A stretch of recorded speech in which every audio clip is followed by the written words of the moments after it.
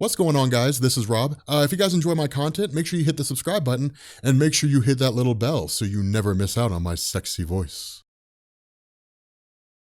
Okay, so getting into Doomsday Clock, God, this is kind of a slow build, but it is really starting to pick up. We've got about 4 more issues, and at the end of this is like something really big happens, which is kind of cool. But this initially picks up with Lois Lane and Clark Kent inside the Daily Planet. Now, the way that Geoff Johns starts is really kind of like Lois Lane getting yelled at, for a story, and nothing really crazy, nothing bonkers from what we would normally expect to see with regards to what goes on in the Daily Planet between Lois Lane, Perry White, Clark Kent, the various reporters. But in the middle of all this, we end up finding out that Firestorm Ronnie Raymond is in Russia fighting his arch nemesis Pozar. Now, the reason why this matters is because this ties in to the Superman theory. Now, for those of you guys who are kind of jumping into this, in Doomsday Clock, one of the things that Geoff Johns has established is that there's this theory that's circulating around the world very fast that various metahumans are basically American-made. That most metahumans, 90% of them in fact, exist inside the United States. And so the argument is the United States government is creating metahumans. Now, for the most part, this isn't really the case. I mean, various characters like Killer Frost are a byproduct of experiments gone wrong, but for the most part, most metahumans don't seem to be like part of a government conspiracy or anything like that. It just happens to be that in some form or fashion, they're tied into some government project or something like that. But we know Superman is from a different planet. We know that people like Ronnie Raymond are the result of an experiment gone wrong. We know that these characters are not tied into the Superman theory. And Ronnie Raymond has publicly denounced this time and time again, but really kind of like leads the battle directly against Russia. And the reason why is because what the Russian government's been doing is implementing metahuman laws. And what this basically means is that babies and various people are being tested for a metahuman gene, and if they test positive, they're being taken into custody and no real questions are being asked. The other half of this is that Russia's been drumming up anti-metahuman hysteria, really like feeding on the fear of its own people. And so the result of this is that the Russian people are very much against metahumans. So when Ronnie Raymond shows up, they immediately turn against him. And the result is that when he's essentially knocked down by Pozar, he's surrounded by all these various,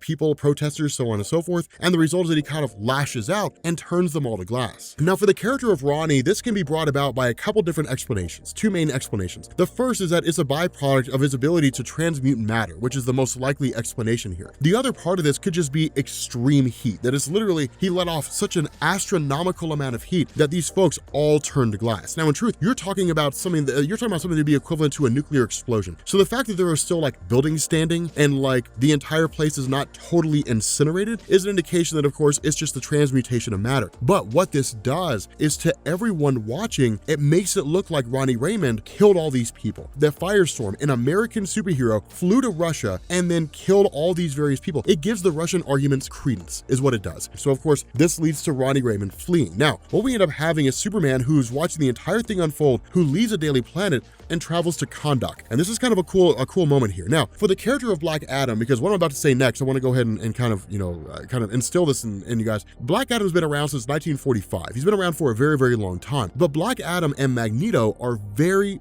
similar in this regard. The reason why I state when Black Adam would show up is because somebody would be half listening and then just be like, he's nothing like Magneto. Magneto came way after Black Adam. What are you talking about?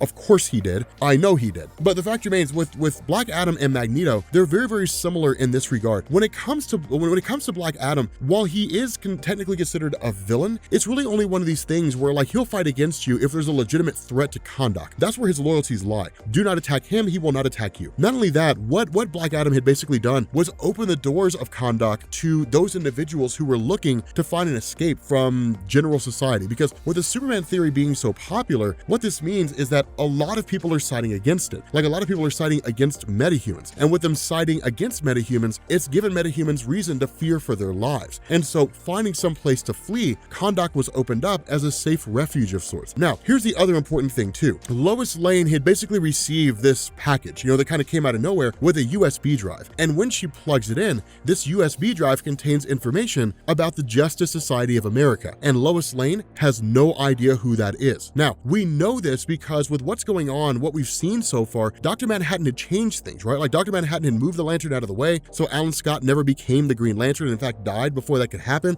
We know things like Johnny Thunder was, he was a hero at one point, but he's basically basically largely been forgotten. The Justice Society of America has long since been forgotten by people. And it's basically Geoff Johns and DC's way of explaining why we haven't really seen them since the New 52. I mean, we got Earth 2, but that's a whole different version of heroes. This is a different version of Jay Garrick, it's a different version of Superman, the whole 9 yards. The JSA as we know them, which is to say the team that people remember from before the New 52, back during the 90s, during the 80s, and way before the 80s, and so on and so forth, that team's been gone for a long time. And so while they are making their return, what this does is it establishes the JSA did exist, which means the question becomes, if they existed and there's factual documented evidence of their existence, then why doesn't anyone remember them? Why don't people like Hawkman remember being part of the JSA? Because Hawkman's still alive. So why don't they remember, why doesn't he remember being part of the JSA? Why are those memories gone? Now we can largely assume that feeds into like the 10 years lost from everyone, but unless the JSA only existed during those 10 years, then we have to believe they existed beforehand, which means that they've been wiped away from the minds of everyone, something that seemingly only Dr. Manhattan would really be able to pull off. And so again, it's really kind of thickening the plot, basically bringing back a lot of these older characters, establishing who they are, what they're about, but also saying like, they were here once, so where are they now? And so again, we know characters like Jay Garrick is stuck inside the Speed Force. We know that like Alan Scott doesn't exist. We know different things like that, but like for the other members who were out there, the other characters, who were part of this whole thing, where are they? Our Man and so on and so forth, And so what ends up going on here is Superman goes to locate Ronnie Raymond only to find out that his powers are basically running amok to a degree. They're really kind of going a little bit bonkers. And where Superman's able to kind of talk Ronnie Raymond down and have him work alongside Professor Stein and basically transmute this kid back to his normal human form after having been turned to glass, this kind of feeds into the nature of Superman's character. Now, this is very, very important because when it comes to Superman in DC Comics, he's not so much a father figure for the various superheroes so much as he is kind of like the penultimate hero, right? Like the leader of it all. The guy who kind of inspired everybody else to become a hero. And it's one of the characters they kind of look up to. But this is Geoff Johns establishing the nature of Superman, kind of reminding us what Superman's about, because this will probably become important later on when we end up inevitably having the fight between Superman and Dr. Manhattan. And so it's kind of a cool little thing here, because when this kid gets changed back, what it does is it sets in motion the idea that Ronnie Raymond can set everybody else back to normal back in Russia. And so where he ends up traveling back there, of course, Superman arrives first. And this is a very important thing, because when Superman shows up here, our initial inclination might be, okay, well, you got Vladimir Putin, who's existing, the current guy in Russia, running the show. And then it's like, okay,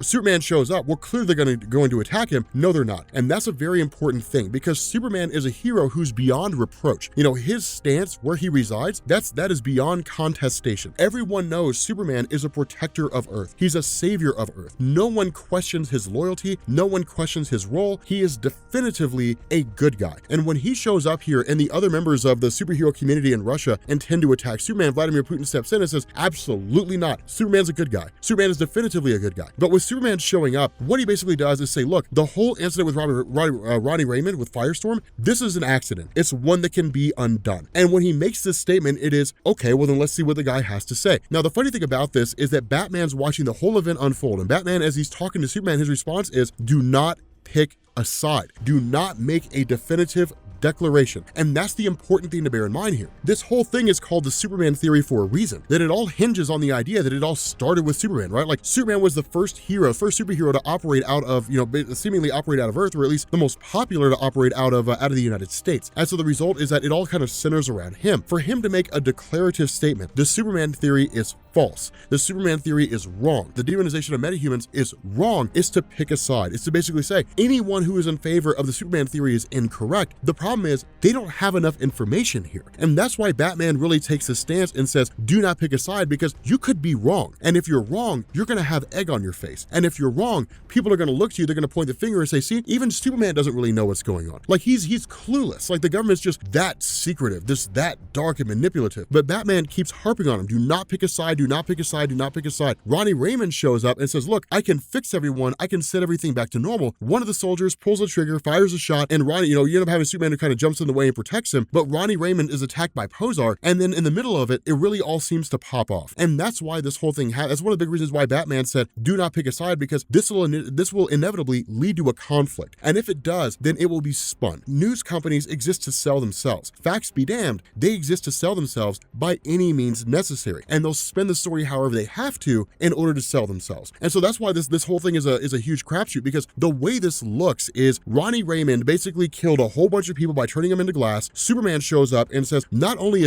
can this be reversed, are you guys wrong for demonizing Ronnie Raymond? The Superman theory is false. Ronnie Raymond shows up, all hell breaks loose. Superman takes sides against the Russians. It looks like the United States government is acting against the Russian government. It looks like metahumans are trying to destroy people who disagree with him. That's how it appears. And in this instance, Ronnie Raymond begins to basically start snapping, right? He begins to kind of lose his mind, begin basically powering up, letting off this energy. And what ends up happening is Batman chimes in and says, Superman, you have to stop. Energy levels are spiking. Superman's idea is that Ronnie Raymond's powering up and Ronnie Raymond is about to destroy everything. And the response of Batman is, it's not Ronnie Raymond. And that's when we're met with this massive surge of blue light and everything's gone. Seemingly, Dr. Manhattan has stepped in. Now, we don't know what role Dr. Manhattan's taking here. All we know is that at this moment, Dr. Manhattan has chosen to make his move, and we have to wait until February to find out, which sucks. With that being said, guys, we're going to bring this video to an end. If you are new here to Comics Explained, make sure you guys hit the sub button to become part of the Rob Corps. If you guys enjoyed this video, make sure you drop a like, and I will catch you all later. Peace.